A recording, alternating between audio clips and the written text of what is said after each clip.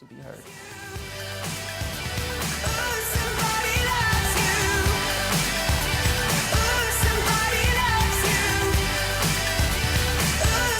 Please welcome to the stage the board chair of Equality Utah, Marina Gomberg.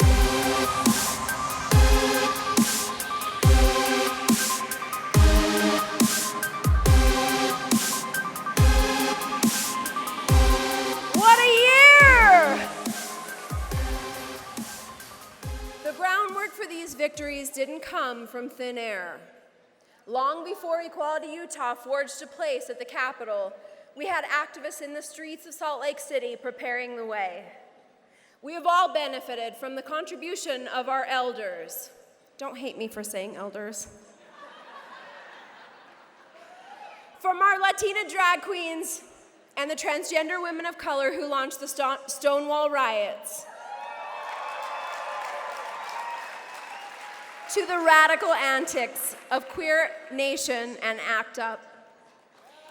And in Utah, we have our radicals too. Our first honoree was among them. In the summer of 1990, he organized the very first Pride March in Salt Lake City. He was one of the founders of Queer Nation Utah, a group of upstart queers who adorned pearls and combat boots and who stormed our city to raise some hell. And he raised his voice when it was unpopular and dangerous to do so. Please turn your attention to the screen as we honor Connell O'Donovan.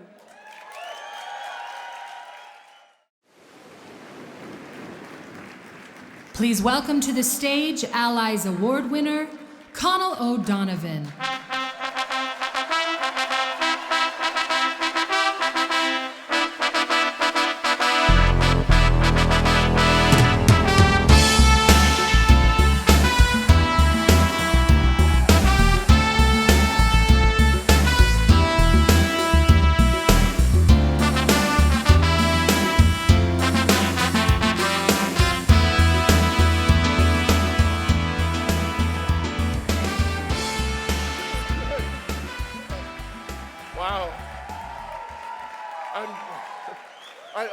I need support right now because I'm feeling really emotional, and I hope I can get through this talk.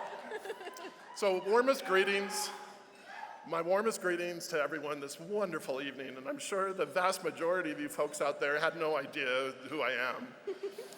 And honestly, I myself feel profoundly undeserving of this award. I never did any of my activism for a reward or an award, but I'm really honored to share this evening with my sweet friend, Dr. Catherine Stockton, whom I've known since she came to the U. And I can't believe what a fantabulous school that we have here for the performing arts in this city. Yeah. I certainly wish I'd had the opportunity to attend such a school back in my childhood. So you kids listen to and learn from your elders, and I'm not afraid of that word, because there's no need to reinvent any wheels. But then blow us away with your innovation, creativity, vitality, exuberance, passion, and your fabulosity, okay? And then top that all off with a giant rainbow glitter unicorn, because everything is better with fairy dust. When I was growing up, my world was really messed up. Eventually, and I realized that if I didn't do something about it, who would? So my activism was partly selfish because I wanted to live in a better world myself. And in 1988, I made a vow that I would give my all to make this world safer and more accepting for all future LGBTI folks. I don't want what happened to me as a gay child here growing up in Utah to ever happen to a child again. So I've always called out homophobia and heterosexism wherever I found it and screamed back with all my might that I'm proud to be queer. And that sex between consenting adults is not criminal, and most of it was back then, and that LGBTI people have a place here at the feasting table. We will not be content with leftover scraps. Eventually, I burned out. I did burn out due to institutional hypocrisies of all kinds here. And then I finally found my home in Santa Cruz, California, a small hippie town just south of San Francisco. And I lived there for 18 delicious years. I moved back here in January of 2012 to care for my dying mother. So against my better judgment, I returned to Zion. It's been extremely difficult and challenging to my psyche, my spirit, and my social life. But I've slowly come to realize that I do have a place here. And it's time for me to become really involved in our community again as an elder.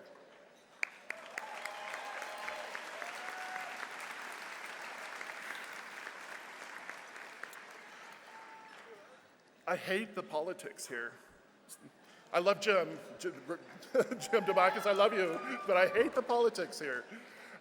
And I know I don't get to whine about them unless I'm actively involved in improving them. I still have plenty of energy, time, and all kinds of talent to bring to the table. Recently, I've become really excited by the blossoming of the trans movement.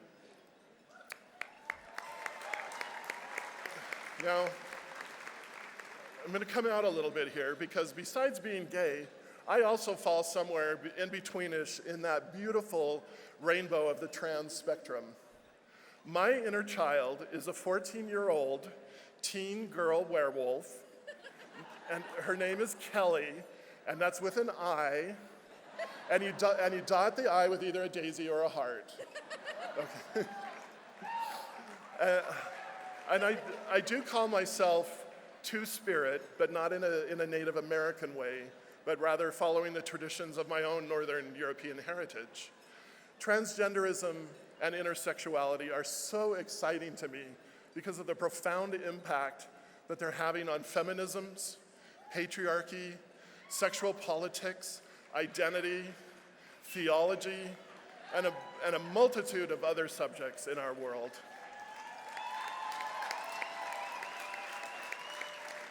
Trans and intersex people force us to look at the world through a dizzying array of possibilities and potentialities rather than as simple black and white binaries. And one of those binaries is the subject-object binary.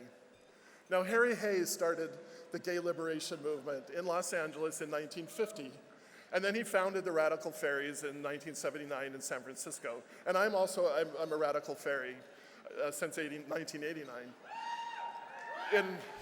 Fairies.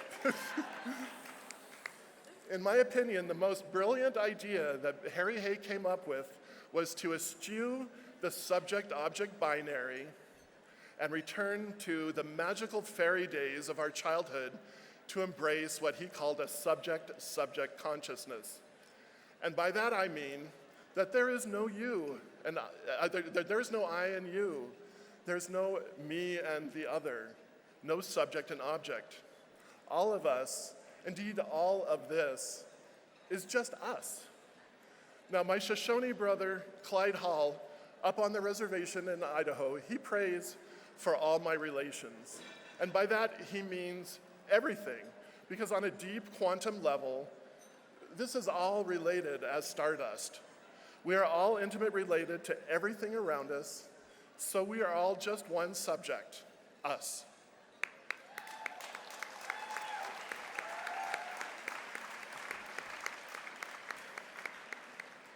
Jesus said, and yes, I'm quoting Jesus, because not only am I a pagan, but I'm also a firm Christian.